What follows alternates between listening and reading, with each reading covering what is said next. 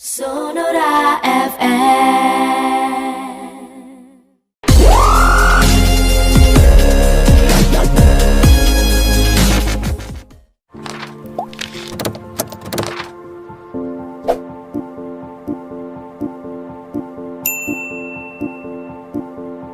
Sahabat Sonora, pandemi virus corona saat ini masih terus boleh dikatakan terjadi peningkatan, dan kita akan bersama dengan Dr. Zain Ahmad SPPDK. Beliau merupakan Ketua Persatuan Ahli Penyakit Dalam Indonesia Sumatera Selatan atau PAPDI.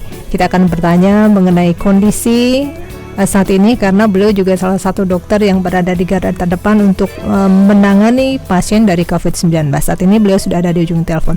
Dokter Zain, selamat pagi. Ya, selamat pagi. Sehat, dokter? Alhamdulillah masih diberikan kesehatan sampai hari ini. Amin. Dok, sudah berapa lama tugas di sana, dok, untuk membantu teman-teman yang menjaga atau boleh dikatakan berada di garis depan untuk COVID-19 ini? Jadi sebetulnya kalau kami pribadi sudah lama dari tahun 2000-an. 2000 ya? Ya, sejak kita punya kasus yang namanya SARS, kemudian kita punya kasus flu burung, kasus MERS-CoV, dan ini baru COVID. Nah, untuk COVID ini kan sebetulnya kan kejadiannya kan di Wuhan itu kan mulai Desember 2019 dan baru booming Januari. Nah, kita sudah terlibat itu Januari, kita sudah siap-siap gitu. Baik, Januari jadi, dok ya? Ya. Dok, bagaimana dengan kondisi teman-teman saat ini, khususnya mereka yang berada di garis depan, dok, untuk membantu melayani atau merawat pasien COVID-19?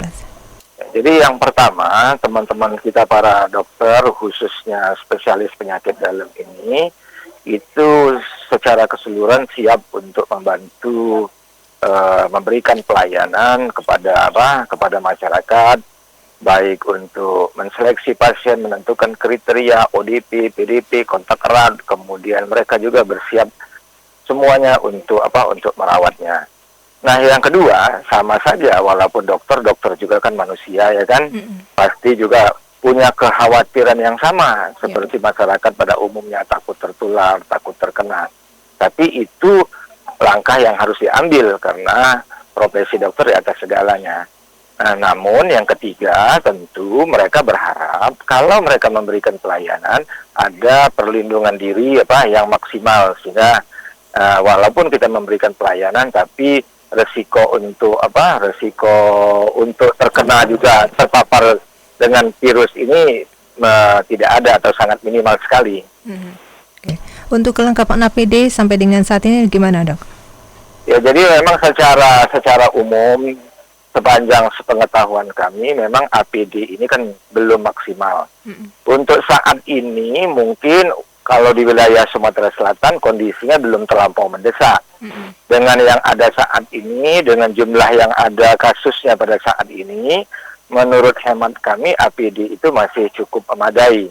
Nah, namun ke depan kalau terjadi lonjakan yang cukup pesat jumlah pasien kita, kalau tidak diikuti dengan persiapan APD yang memadai, tentu sangat berisiko.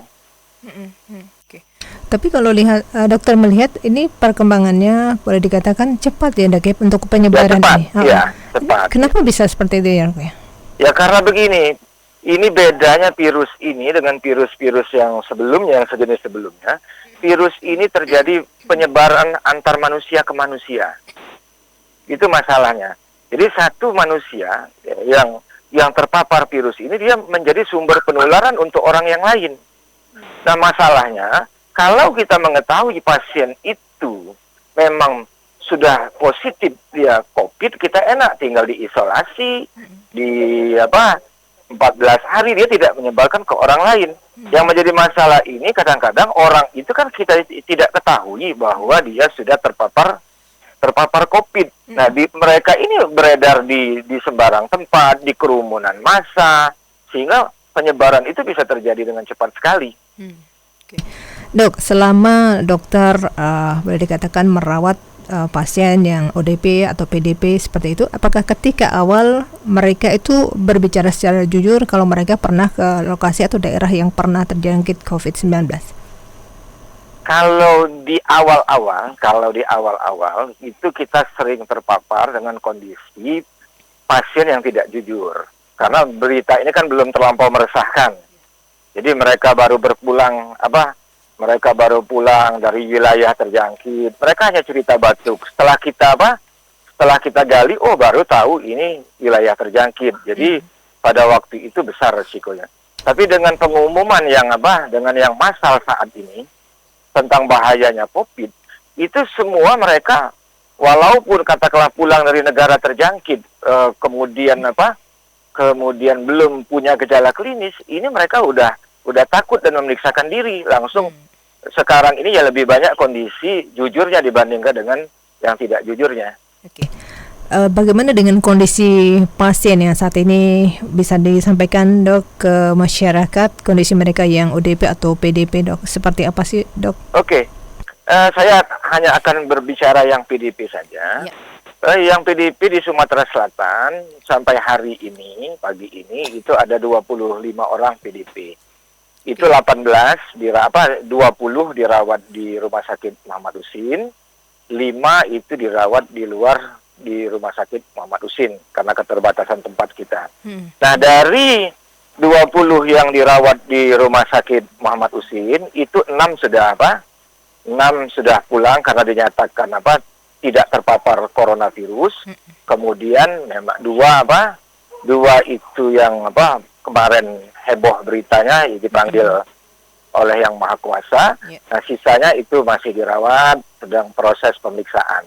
Mudah-mudahan kalau hasilnya cepat, beberapa pasien kita 2 hari ke depan sudah ada hasilnya untuk menyatakan iya atau tidak. Oke, Dok, ini terkait juga dengan identitas pasien yang dirawat.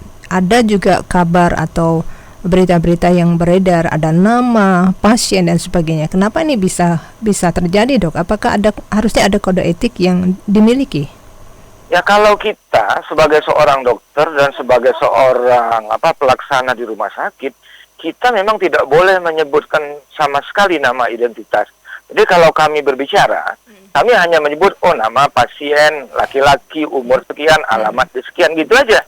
Nah, tapi kadang-kadang kita tidak tahu berita-berita hoak ini cepat menyebar, barangkali ada kebocoran di sana sini. Jadi sebetulnya menyebutkan nama seorang pasien di satu sisi itu tidak etis. Ya, baik. Nah, terkait dengan berita-berita hoax yang beredar, kalau dokter menyikapinya seperti apa, Dok? Ya, jadi kadang-kadang kan begini, berita hoax ini lebih enak dibaca gitu kan. Ya. Lebih enak dicerna. Jadi kadang-kadang kita juga share berita-berita yang lurus gitu. Tapi tentu masyarakat itu lebih senang baca yang hoax. Yang lurus tidak dibaca, yang hoax ini yang dibaca. Sehingga inilah yang menimbulkan keresahan. Kami pikir semua orang termasuk kita harus lebih sering dan memperbanyak berita-berita yang lurusnya. Oke. Dok, ini teman-teman dokter, perawat dan volunteer ini berada di garis depan. Apa harapannya, Dok? Ya, yang pertama tentu kita tetap mengharapkan pengabdian mereka, karena di tangan mereka lah masa depan masyarakat kita di Provinsi Sumatera Selatan ini. Yang kedua, harus diperhatikan oleh yang berwenang terhadap perlindungan diri mereka, juga kesejahteraan mereka. Karena memang mengurus pasien yang PDP ataupun ODP ataupun nanti yang confirm itu adalah mengorbankan semua hal-hal lain di luar hal tersebut. Yang keempat, mungkin tetap jaga kesehatan, istirahat yang cukup. Oleh karena itu habis mereka melakukan suatu perbuatan, berikanlah istirahat yang cukup, kemudian ya makanan yang bergizi, dan tetap kita jaga kebiasaan untuk cuci tangan. Ya. Dok, satu lagi, Dok, kalau di Jakarta sudah ada yang paramedis yang terjangkit COVID-19. Bagaimana di Sumatera Selatan, Dok? Ya, kasus kita kan yang confirm kan baru 1, dan itu bukan paramedis. Jadi kita nggak tahu ke depannya seperti apa. Tapi kita berharap dengan tersedianya, dan harus itu tersedia alat perlindungan diri yang memadai. Kita berharap kasus-kasus seperti itu bisa kita minimal atau tidak ada sama sekali. Baik, Dr. Zain, terima kasih. Salam untuk teman-teman. Selamat bekerja. Sama-sama. Jaga kesehatan ya, Dokter. Oke, Ya. makasih. Itu tadi Dr. Zain Ahmad, beliau SPPDK, beliau merupakan Ketua Persatuan Ahli Penyakit Dalam Indonesia Sumatera Selatan atau PAPDI, sudah menyampaikan informasinya terkait dengan penanganan dari pasien COVID-19. Sonora FM.